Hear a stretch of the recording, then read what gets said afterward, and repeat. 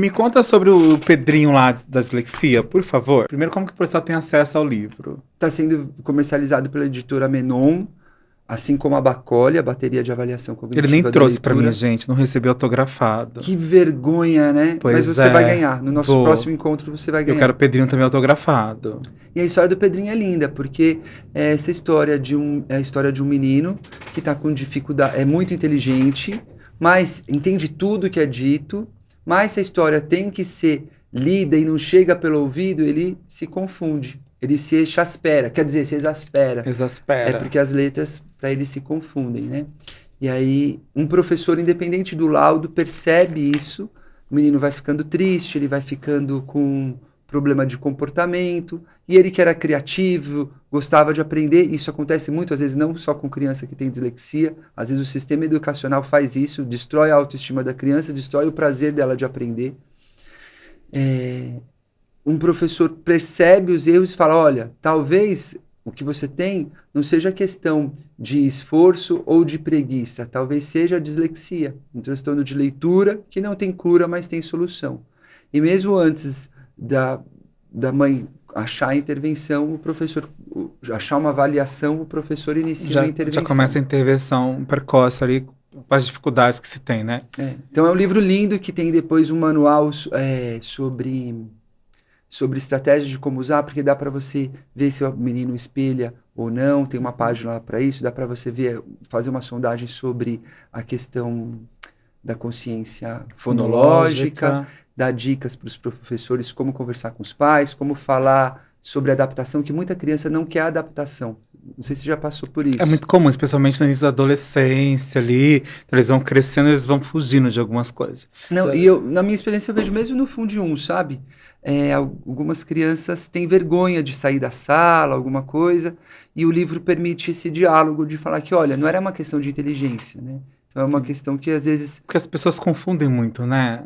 A dislexia está ligada à questão da inteligência diminuída, quando na verdade não. Não, no nosso consultório, um pai foi fazer avaliação neuropsicológica recentemente, e olha que bizarro isso. Ele foi fazer avaliação neuropsicológica por causa do filho, da filha. E ele, na verdade, tinha largado a escola, porque ele tinha muita dificuldade de leitura e ele achava sempre que ele era meio burro.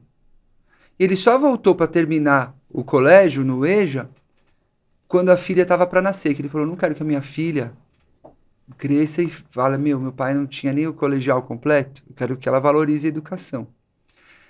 E aí, por questões que ele foi lá buscar avaliação para a menina, acabou ele fazendo avaliação neuropsicológica também, descobriu que ele tinha superdotação. Então, para você ver que a dislexia não está ligada à inteligência, né? Então, ele era super inteligente, ele conseguiu super vencer na vida, né? Conseguiu outras formas de Porque a inteligência é isso, né? Você se colocar de outras formas que não aquela padrão. Sim. Então, você flexibilizar muito o uso dela. Né? Mas, academicamente, tudo foi bloqueado para ele. Então, às vezes difícil. Eu penso, se ele já chegou longe, sem ter tido um estudo formal, sem ter podido ampliar, por meio da leitura, o conhecimento dele, essa inteligência que ele já tem, imagina se alguém tivesse olhado para ele com atenção e tivesse percebido os dons, os talentos dele, né? Que estava acima da média da população, Sim, cara. Bastante. E que ele só tinha uma dificuldade de leitura. E quais são esses sinais que vocês observam ali que podem indicar uma dislexia? E como que a gente diferencia essa dislexia de uma dificuldade pontual de leitura? Bom, se você for professor da escola pública, dá a impressão que todo mundo é disléxico. Né? Quando eu fui lá, você fica, gente, não é... não é a gente ri, a gente tá rindo, triste. mas é super sério, né? A gente precisa repensar demais o nosso sistema educacional, né? Especialmente público. Eu fui professor do 3º, 4º e 5º ano. Tem uma falácia que é dita no sistema educacional brasileiro que diz que as crianças têm que aprender até o 3º ano. Mentira. Se você olhar para a neurociência, o cérebro está pronto para ser alfabetizado no 1º ano. Derraine fala Sim. que tem que ser nos 3 primeiros meses. Eu costumo dizer, entre 3 a 6 meses... Tá ok. Tá ok.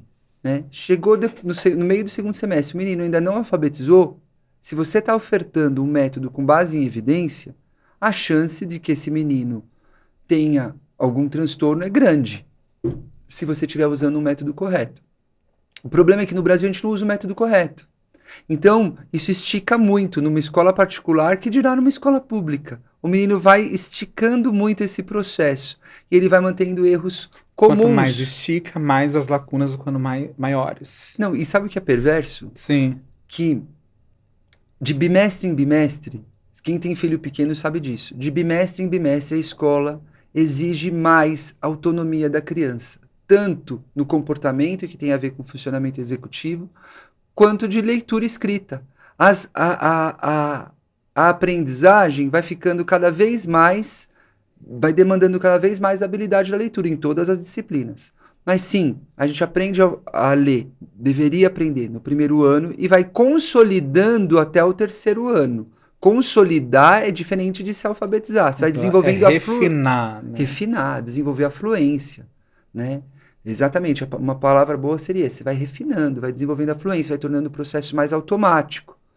E é só você olhar o livro didático que você vê que vai demandando mais das crianças. E no quarto ano, você para com esse processo de refinamento da leitura, que a gente poderia falar de aprendizagem dessa leitura, e a partir do quarto ano é ler para aprender. Fica mais difícil de aprender só de ouvir. Você tem que chegar em casa, ler o livro, fazer o exercício, senão você não vai bem na prova, você não vai pegar todo o conteúdo, né? Então, é bem complicado. Então, dado esse parênteses, né, de que dessa perversidade, algo que que me instiga, assim, que me deixa irritado mesmo, porque eu vi as crianças na periferia pobres, pareciam todas disléxicas, e quando você entra com a intervenção com base em evidência, elas alfabetizam, que é o RTI, né? Aí você consegue diferenciar quem tem só uma dificuldade pontual de quem tem de fato um transtorno, porque analisando a resposta dessa criança à intervenção. Mas se puder pensar em alguns sinais clássicos assim da dislexia, tem um déficit na consciência fonológica, então a criança já desde o ensino infantil tem dificuldade para decorar músicas, para perceber as rimas, para fazer a literação, tem esse déficit na consciência fonológica, é o mais marcante, mas tem também questões de espelhamento de letras, e depois essa troca dos surdos sonoros, né? Então, f, v, p, b, k, g, é muito difícil. É difícil para as crianças típicas, mas para eles é mais, né? E se for uma dislexia mais grave, ela vai responder com dificuldade mesmo aos métodos com base em evidência. E os pais que estão ouvindo a gente aqui hoje, quais personagens eles devem procurar nos primeiros sinais aqui da dislexia para fazer uma avaliação? Um psicopedagogo, né? Vou falar da minha área, mas acho que um bom neuropsicólogo também. Embora, sim, muitos neuropsicólogos encaminham para mim, porque às vezes na faculdade, na especialização de neuropsicologia, não fala tanto a respeito de leitura, de escrita. Mas tem muito neuropsicólogo que também é capacitado a fazer. Fono também pode fazer. Muito bem. E aí, tendo diagnóstico, diga. Não, um parênteses. Eu dou aula em alguns cursos de psicopedagogia e eu vejo, fazendo uma autocrítica, tá? Psicopedagogia. A galera quer dar aula de tudo em uma especialização de 2 meses. O cara quer fazer o papel, às vezes, da fono, quer fazer o papel da psicomotricista, do psicólogo. Do neuropediatra, do foniatra. Porque ele fez ali uma coisa que muitos cursos de psicopedagogia são muito genéricos, às vezes. Sim. Pega umas coisas teóricas da pedagogia, outras teóricas da psicopedagogia, e o cara sai falando um blá blá blá, fazendo uns negócios. Mas o lugar onde o psicopedagogo nada de braçada é na questão da aprendizagem da leitura e da escrita. Claro que a gente pode trabalhar em outras áreas, se você fez outras especializações, se sente preparado para isso, mas a demanda principal são as crianças com dificuldades de leitura e escrita e ajudar nesse diagnóstico, né? A chegar nesse diagnóstico, muitas vezes, da dislexia. E também orientar os professores ali, né? Em loco, como fazer as adaptações necessárias. Que eu percebo que o professor tem dificuldade nesse processo de adaptação. Seja no autismo, na superdotação, no TDAH.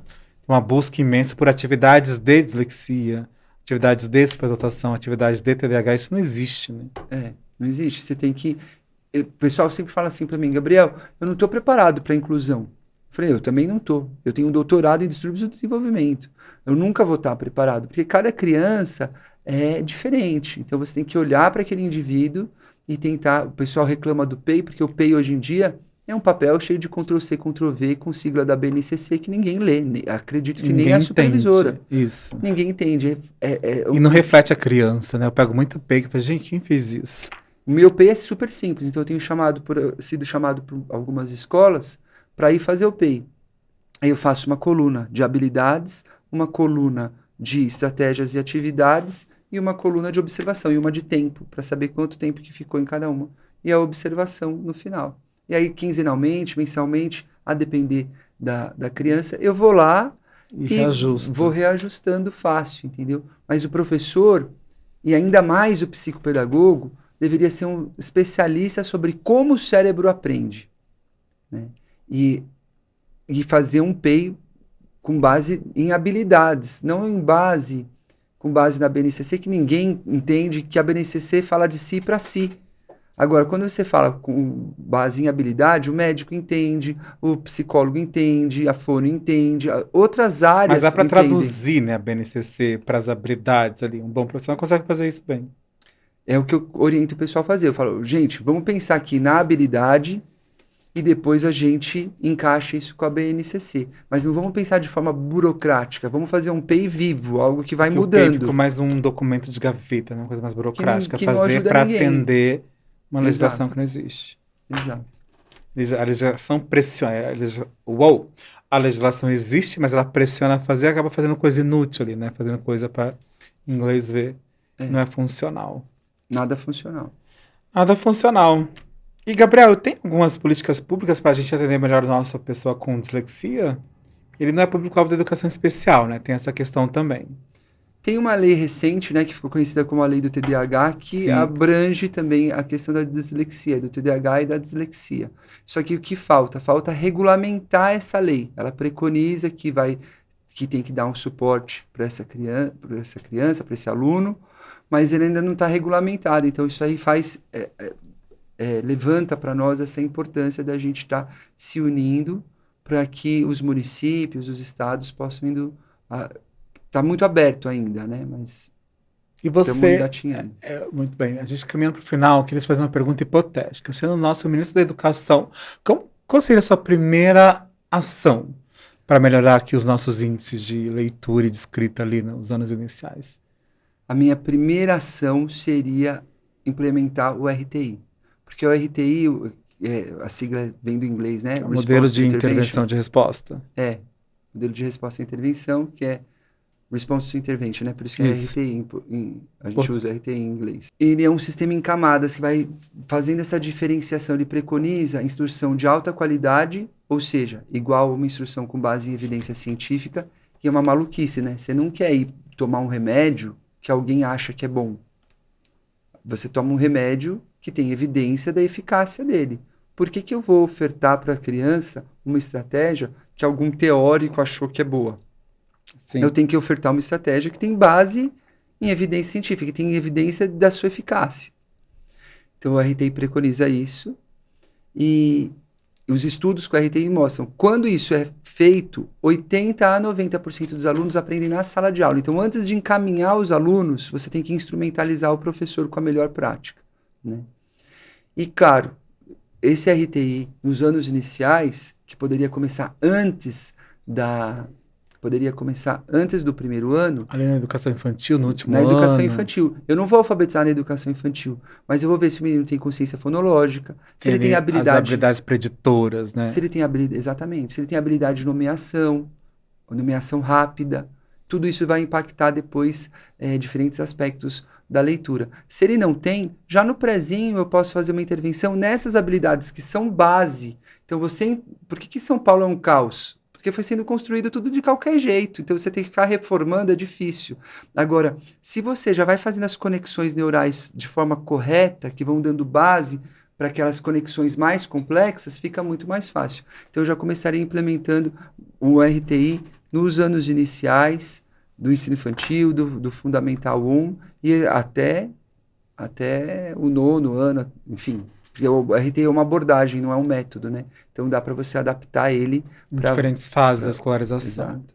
Gente, chegamos ao fim de mais um episódio aqui do Unicamente. E antes da gente se despedir, Gabriel, como que o pessoal te acessa nas redes sociais? Como que a gente te localiza? No Instagram é @drgabriel.brito. Você falou de doutor, né? Vou meter uma É isso, vai lá, dá a carteirada. Mas ele é doutor, tá, gente? É um bom doutor.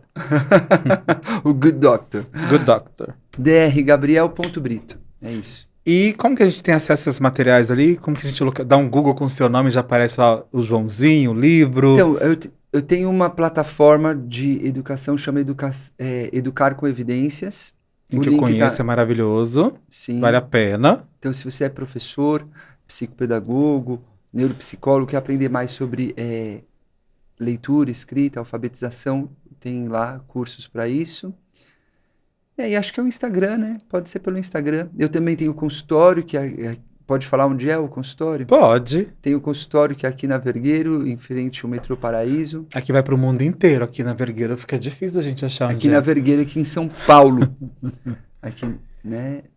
E o pessoal tá esperando, agora que eu lembrei, que você defina o que é desenho universal da aprendizagem.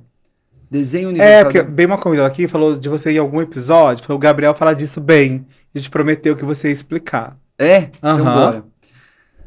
Bom, vou dar um exemplo, vou dar uma ilustração para explicar o que é o desenho universal da aprendizagem.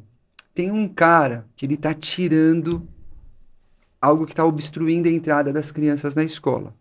Imagina a escola e o acesso ao saber, hein? Vamos usar figurado aí.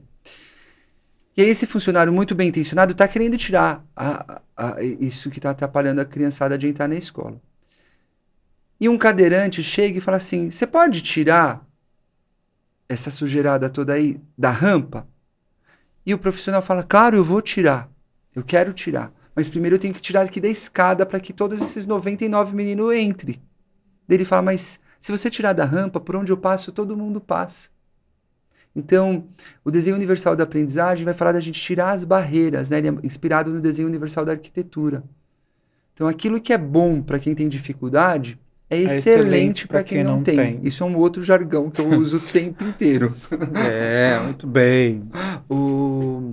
Então, eu tenho experiências muito incríveis com o desenho universal da aprendizagem. Nos meus cursos, normalmente, eu explico sobre o desenho universal da aprendizagem, sobre o que ele preconiza, né? Que ele preconiza que você mostre de formas diferentes o mesmo conteúdo, que você avalie de formas diferentes também o mesmo conteúdo e que você contextualize.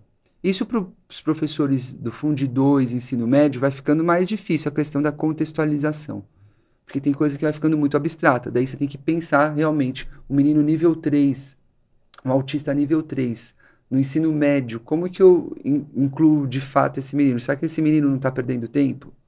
Né? Então, retomando aquilo, porque isso me irrita muito, a coisa da inclusão no Brasil. Mas mudaremos nosso cenário de educação inclusiva com pessoas, pensadores como você. E tem uma grande leva aí, né? Mas a gente não pode desistir. Não pode. Não pode desistir. Não pode. Mas na maioria dos casos a inclusão é possível. Porque as inclusões não são todas de nível 3, né? Sim. Então, eu tenho várias experiências. A gente tem que pensar que as escolas têm que entregar o que aquela pessoa precisa. Talvez nesse momento não seja o ideal ela estar aqui na escola regular. Talvez ela possa fazer essa transição.